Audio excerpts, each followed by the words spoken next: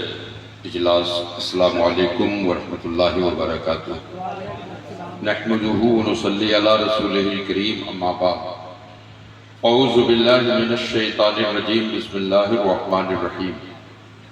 ولا تقولوا لمن يقتل في سبيل الله اموات، صدق اللہ العلی العظیم وصدق رسولہ النبی الامین الکریم، ونحن على ذلك لمن الشاہدین والشاکرین، والحمد للہ رب العالمین۔ حصول برکت کے لیے ایک دفعہ درود شریف پڑھ لیجئے۔ اللہم صلی علی سیدنا و مولانا محمد وبارک وسلم، صلو علیہ الصلاۃ والسلام علیک یا رسول اللہ صلی اللہ تعالی علیہ وسلم۔ حضرات،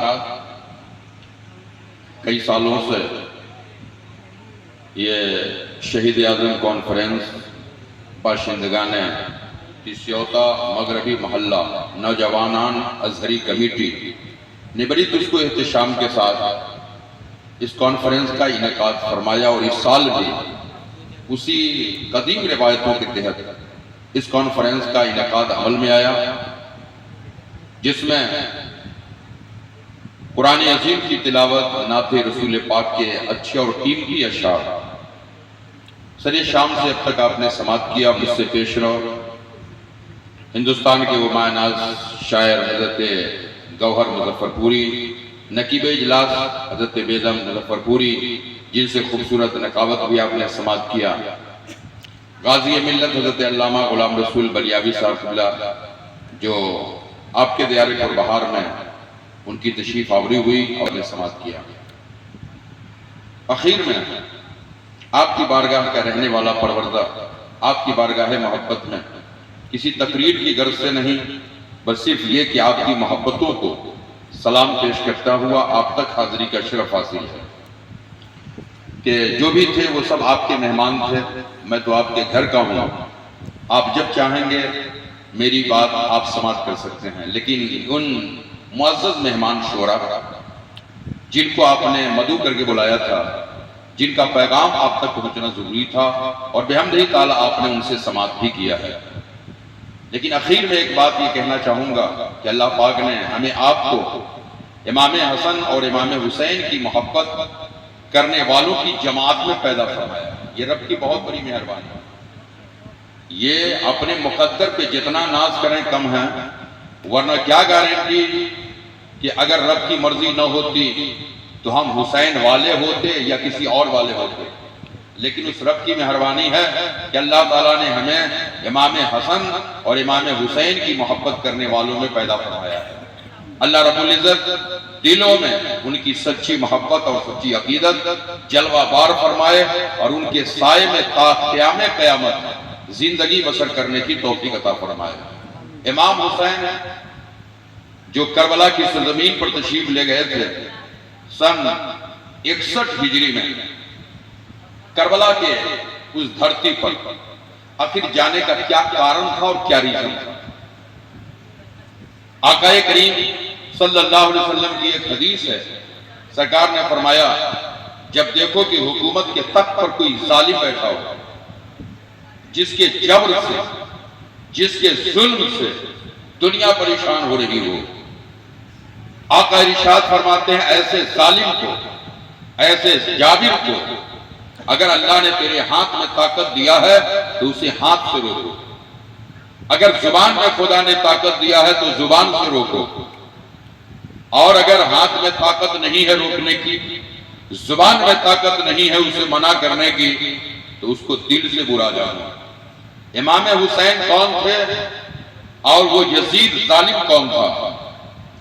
آخر کیا دونوں کیے اس معاہدے اور اس منظر کی نقاشی، یا یہ ضرورت کیوں پیش آئی کہ امام حسین مدینہ سے مکہ شریف گئے، اور پھر مکہ شریف سے جبکہ پوری دنیا کے لوگ حج کرنے کے لیے مکہ تشریف لے جا رہے ہیں، آخر اتنے بڑے منصب کو چھوڑ کر وہ حاجی جو حج کرنے کے لیے مکہ اور مدینہ کی وادیوں میں جاتے ہیں، مدینہ شریف میں کمپلسری 40 وقت کی نماز پڑھتے ہیں، اور ایک حاجی کی تمنا ہوتی ہے کہ کاش ایک وقت کی بھی نماز مسجد نبوی سے الگ نہ ہو، ہر حاجی کی تمنا ہوتی ہے۔ اور مدینہ سے جب انسان واپس ہوتا ہے آنکھیں نمدیدہ ہوتی ہیں، دل تڑپتا رہتا ہے، ایک کاش یہی وہ مدینہ ہے جس کے لیے برسوں سے تمنا لگائی تھی، دکھا دے یا الہی وہ مدینہ کیسی بستی ہے جہاں پہ رات دن مولا تیری رحمت برستی ہے۔ اس پکار رہا تھا، دل سے صدائیں لے رہے تھے کہ اے کاش کبھی مدینہ اور مدینہ کا نظارہ نظروں میں کرتے۔ حاجی جب حج کرنے جاتے ہیں تو وہاں کی سرزمین اور وہاں کی مٹیوں کو کھا کے شفا بناتے ہیں، اور کیوں نہ ہو کہ مدینہ کی مٹی میں بھی اللہ تبارک و تعالیٰ نے وہ تاثیر عطا فرمائی ہے۔ علامہ حسن رضا بریلوی فرماتے ہیں نہ ہو آرام جس بیمار کو سارے زمانے سے اٹھا لے جائے تھوڑی خاک نبی کی آستہ میں۔ اس مٹی کے اندر تاثیر ہے کہ اگر بیمار اپنے بدن میں لگا لے تو اللہ شفا عطا فرمائے، پریشانی میں استعمال کرے تو پریشانی دور ہو جائے۔ لیکن امام حسین ہیں جو مدینہ چھوڑ رہے ہیں، مکہ جا رہے ہیں، پوری دنیا کے لوگ حج کرنے کے لیے مکہ کی سرزمین پر تشریف لے رہے ہیں، لیکن بار امام حسین آپ نے مکہ کو چھوڑا اور کربلا کے لیے رکھتے سفر باندھا ہے۔ پوری دنیا سفر کر کے مکہ اور مدینہ جا رہی ہے، آپ سفر کر کے کربلا جا رہے ہیں۔ آخر کیا ریزن تھا کربلا جانے کا؟ کیا ضرورت تھی کربلا جانے کی؟ کیا مقصد تھا امام حسین کے جانے کا؟ آخر کیا ضرورت پیش آئی تھی جو حضرت امام حسین گئے تھے؟ آج ہر انسان کو جان بھی پیارا ہے، مال بھی پیارا ہے، لیکن میرے پیارے دینی بھائیوں حضرت امام حسین جان، مال، اولاد سب کو لے کر کربلا تشریف لے جا رہے ہیں، اور سب کو لے جا کر اپنے نبی پاک صلی اللہ علیہ وسلم کے دین کی تحفظ اور اس کی بقا کے لیے پورا کنبہ لے کر کربلا کی سرزمین پر تشریف لے جا رہے ہیں۔ امام حسین کے اس قافلے کی نوعیت پکار کے کہتی ہے، جب مدینہ شریف سے امام حسین کا قافلہ چلا مکہ، اور مکہ شریف جب پہنچے تو وہاں کے مکہ کی سرزمین پر ترماہ بن عدی جس نے پکار کے کہا تھا حسین آپ صرف اجازت دیں، آپ صرف اجازت دیں تو 30,000 کا لشکر، 30,000 جماعت آپ کے ساتھ کربلا کے لیے رکھتے سفر باندھنے کو تیار ہے۔ امام حسین نے جواب کیا دیا تھا، وہ 22,000 یزیدی بھیڑیے تھے، اور امام حسین کے چاہنے والوں نے کہا تھا حسین صرف حکم دیں تو 30,000 کا لشکر جرار ہم آپ کے ساتھ چلیں گے، لیکن حسین نے کہا تھا مجھ کو لڑائی کرنا نہیں ہے، جنگ کرنا نہیں ہے، بلکہ اپنا لہو دے کر نانا کا دین بچانا ہے۔ دین بچ جائے گا تو قیامت تک حسین کا دین۔ حضرت امام حسین رضی اللہ تعالیٰ عنہ لڑنے نہیں گئے تھے، مقابلہ کرنے نہیں گئے تھے، بلکہ اپنا خون دے کر اسلام کا چہرہ نکھارنے کے لیے تشریف لے گئے۔ یہ دین قیامت تک کا دین ہے۔ ایسا نہیں ہے کہ حسین اگر نہیں جاتے تو دین ختم ہو جاتا ہے۔ اگر یہ آپ کے ذہن میں کہ حسین کربلا نہیں جاتے تو دین مٹ جاتا ہے، ایسا نہیں تھا۔ اس دین کی سربلندی رسول اللہ نے پیش کی ہے، اور یہ دین قیامت تک رہے گا۔ اس دین پہ کوئی آنچ نہیں آ سکتا۔ ہاں البتہ امام حسین جو کربلا گئے، اور کربلا کی سرزمین نے کربلا کی سرزمین پر جو حضرت امام حسین نے اپنے خون سے کربلا کی سرزمین کو رنگین کیا، مقصد صرف یہ تھا کہ اس دین پر جو گرد و غبار آ گئے تھے، دین کا پہچان مشکل تھا۔ کیوں مشکل تھا بھائی؟ دین کا پہچان کربلا میں مشکل کیوں تھا؟ مشکل صرف اس لیے تھا کہ نمازی ادھر بھی تھے، نمازی ادھر بھی تھے، اذان ادھر بھی ہو رہی تھی، اذان ادھر بھی ہو رہی تھی۔ آج دیکھیے گا حاجی صاحب حج کرنے جاتے ہیں نا، تو حج بھون میں جاتے ان کا دماغ بدلنے لگتا ہے، خیال بدلنے لگتا ہے۔ کہا یا اللہ یہ لوگ اتنی لمبی لمبی دعائیں کرتے ہیں، اس حاجیوں کے اس قافلے میں ان کی دعا دیکھ کر ان مولویوں کی دعا پہ حاجی ترس کھانے لگتا ہے۔ کیوں؟ یہ نئے حاجی جو کل حج کیا ہے، علم نہیں ہے، وہ مچلتے رہتے ہیں۔ کہا یہ مولانا اتنی لمبی لمبی دعا ہمارا بریلوی مولوی اتنی دعا نہیں کرتا۔ یہ حج بھون میں جانے کے بعد بہت سے لوگوں کا مزاج بدلتا ہے، خیال بدلتا ہے۔ کیسے پتا چلے گا کہ کون مولوی ٹھیک ہے؟ صرف دعا دیکھ کر، کسی کا رونا دیکھ کر، کسی کا بھلکنا اور سسکنا دیکھ کر اس کی حقیقت کی پہچان نہیں ہوتی ہے۔ پہچان تب ہوتی ہے جبکہ سینے میں قرآن کا بھی پیار ہو، نبی کی اولاد کا بھی پیار۔ حضرت امام حسین کربلا کی سرزمین پر تشریف لے گئے، اور جانے کے بعد پیغام دیا تھا کہ تمہیں پہچان مشکل ہو جائے گا، کہ دین اصل کدھر ہے. ایک نوٹ ہوتا ہے اصلی اور ایک نوٹ ہوتا ہے نقلی. سب کو پہچان ہے کہ اصلی کون ہے نقلی کون ہے. ایسا ایسا ڈپلیکیٹ مارکیٹ میں نوٹ نکلا ہوا ہے کہ کبھی کبھی آدمی مغالطے میں پھنس جاتا ہے کہ اصلی ہے کہ نقلی. ہم دنیا دار نوٹ نہیں پہچانتے. ہم دنیا دار نوٹ اصلی اور نقلی نہیں پہچانتے.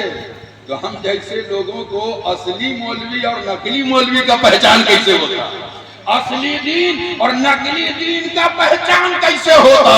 تو حسین نے کربلا جا کر اپنا کنبہ لوٹا کر اپنی اولادوں کی قربانی دے کر خون سے اس داغ کو صاف کر دیا کہ اے لوگوں جدھر قرآن ہو اور قرآن کے ساتھ حسین ہو، حسین کی آل ہو، سمجھو یہی سچا دین، یہی سچا دین ہے، یہی پکا دین ہے. اسی کے تابع میں رہنا، اس کے ماتحتی میں رہنا. سن لینا، زندہ رہو گے تو کامیاب رہو گے، مر جاؤ گے تو بھی کامیاب رہو گے.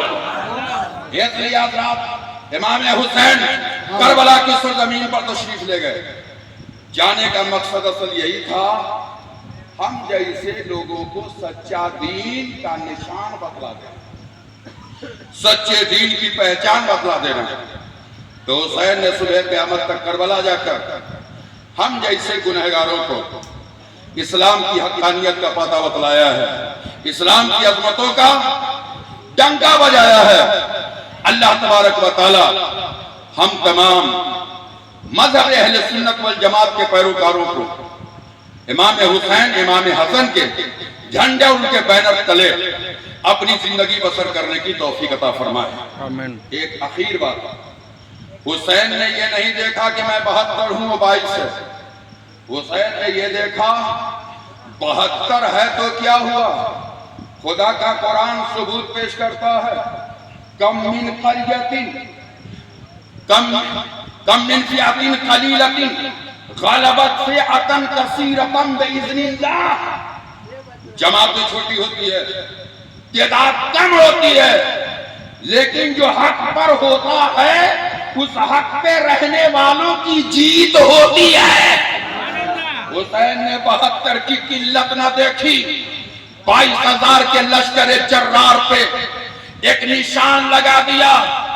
ظالم یزیدی بھیڑیو، تم کاٹنے کے اعتبار سے دیکھ رہے ہو کہ تم نے حسینیوں کو شہید کیا ہے، لیکن کربلا کا ذرہ ذرہ پکار کے کہتا ہے دنیا کی تاریخ عقل کے نظارے کہتے ہیں جو کٹتا ہے وہ ہارتا ہے، لیکن کربلا کا نقشہ قیامت تک پیغام دیتا ہے حسین کٹا کے بھی جیت گئے، یزید کاٹ کے بھی ہار گئے. عشق نے پکار کے جواب دیا قتل حسین اصل میں مرگ یزید ہے، اسلام زندہ ہوتا ہے. ہر کربلا کے بعد اللہ تعالیٰ ہم تمام لوگوں کو اپنے دین اور مذہب پر قائم رہنے کی توفیق عطا فرمائے. آمین یا رب العالمین. وآخر دعوانا ان الحمدللہ رب العالمین. کھڑے ہو کر کو احترام کے ساتھ صلاۃ و سلام کا نذرانہ پیش